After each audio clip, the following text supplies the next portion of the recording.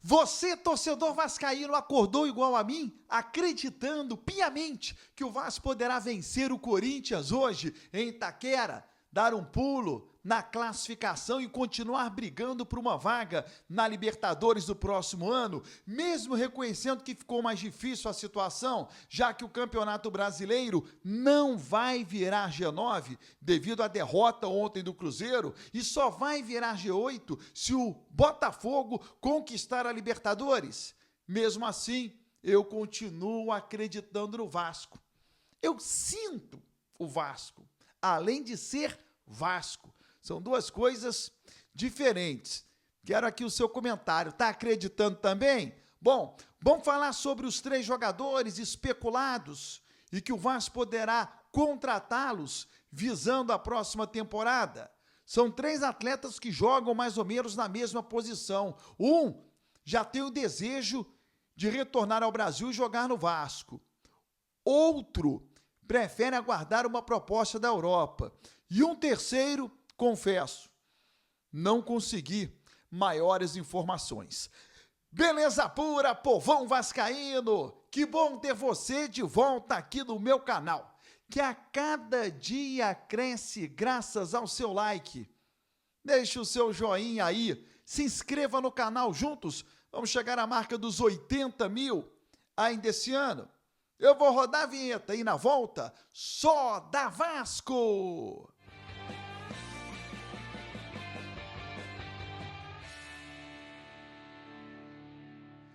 Vinheta rodada, o tempo que você teve de se inscrever no canal.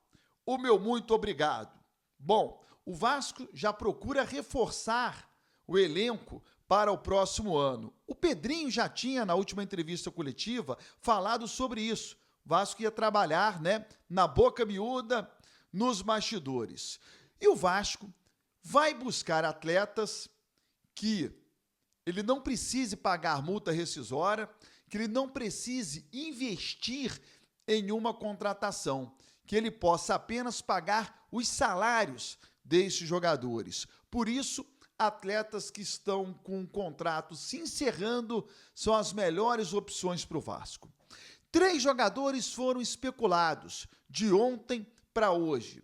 São 3 atletas que atuam como primeiro ou segundo volante, ok? Esses 3 jogadores jogam ali na mesma posição do Matheus Cocão, Galdames, Sforza, Hugo Moura.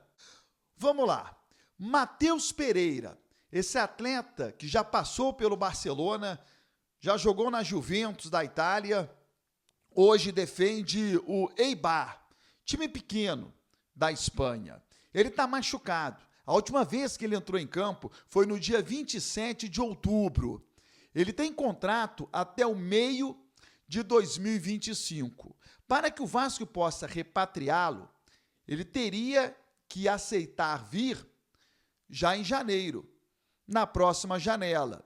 Não sei se o Eibar liberaria ele com essa antecedência, deixando de pagar os salários dele até junho, já que ele vai sair de graça, podendo assinar agora em janeiro um pré-contrato. O que eu não vislumbro é o jogador assinar com o Vasco e só chegar no meio do ano. O Vasco vai precisar dos atletas já na pré-temporada. O Campeonato Brasileiro começa mais cedo. Não dá para chegar no meio do ano, já o Vasco com a corda no pescoço. Mas é uma questão de negociação. O detalhe é que o Matheus Pereira não é o do Cruzeiro, hein? Bom se fosse. Esse atleta do Eibar, ele prefere aguardar uma proposta da Europa. Ele não tem o desejo, nesse momento, de retornar ao Brasil. Mas é uma questão das propostas aparecerem ou não para ele é quem vai decidir. Sobre o Rodrigo Dourado, outro atleta, tem contrato até o meio do próximo ano com o Atlético de São Luís, do México, também um time pequeno mexicano. Eu confesso a você, nunca sequer tinha ouvido falar nessa equipe. Rodrigo Dourado, esse sim, tem o desejo de retornar ao futebol brasileiro. Ele não ganha um salário estratosférico lá no México e o Vasco teria condições de, se não equiparar, dar um bom salário a ele, com o conforto dele retornar ao futebol brasileiro. Mas, assim como o Matheus Pereira, o Vasco precisa do atleta em janeiro. Há que se ter uma negociação com o clube mexicano para liberá-lo mais cedo, sem que o Vasco pague nada. Em contrapartida, a equipe mexicana também vai deixar de pagar os salários do Rodrigo Dourado até o meio do ano. Vinícius Zanocelo. Ele é novo, tem apenas 23 anos. Joga em Portugal, defende o Estoril.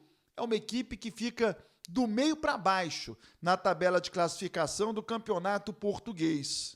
Vem jogando com regularidade. Ele é titular do Estoril. Pouca rodagem na Europa, mas é um atleta jovem, apenas 23 anos, mas também tem contrato com o Estoril até o meio do próximo ano. Esse é um problema grave, eu falo sobre isso já há algum tempo, né? O calendário do futebol da América do Sul precisa ser equiparado ao calendário do futebol europeu. Você quer buscar uma contratação para o início da temporada no Brasil, é o meio da temporada europeia. Aí quando começa a temporada europeia, eles estão se reforçando, tiram jogadores do Brasil e da América do Sul no meio das competições por aqui. Então, é algo que o futebol da América do Sul precisava se equiparar com o calendário do futebol europeu, e a FIFA também adota o calendário do futebol europeu, colocando as competições internacionais no meio do ano. Férias na Europa, meio de temporada no Brasil. Sobre o jogo de hoje, torcedor, Vasco e Corinthians. É difícil, muito difícil. Não é fácil vencer o Corinthians em Itaquera, mas é o Vasco, né? É a camisa do Vasco. O Vasco precisa vencer. Hoje o Vasco precisa de uma vitória. Ele vai superar o Corinthians na tabela, o Atlético Mineiro vai encostar no Bahia. O Bahia tem um jogo hoje em casa diante do Atlético Paranaense, que é um resultado também imprevisível, esse Bahia e Atlético Paranaense. Mesmo que o Bahia vença, se o Vasco derrotar o Corinthians, o Vasco mantém a diferença para alcançar o Bahia, mas ainda há o confronto do Bahia com o Corinthians. O Vasco encosta no Cruzeiro. Então são boas possibilidades que o Vasco tem de continuar lutando por uma vaga na pré-Libertadores, caso vença o Corinthians hoje. Se empatar e o Bahia perder, o Vasco ainda fica com boas possibilidades. Por quê? Porque ainda há o confronto Corinthians e Bahia. Eu quero aqui o seu comentário. Lembrando a você, de segunda a sexta tem a Hora do Vasco ao vivo, aqui no meu canal do YouTube. Eu estou sempre te esperando.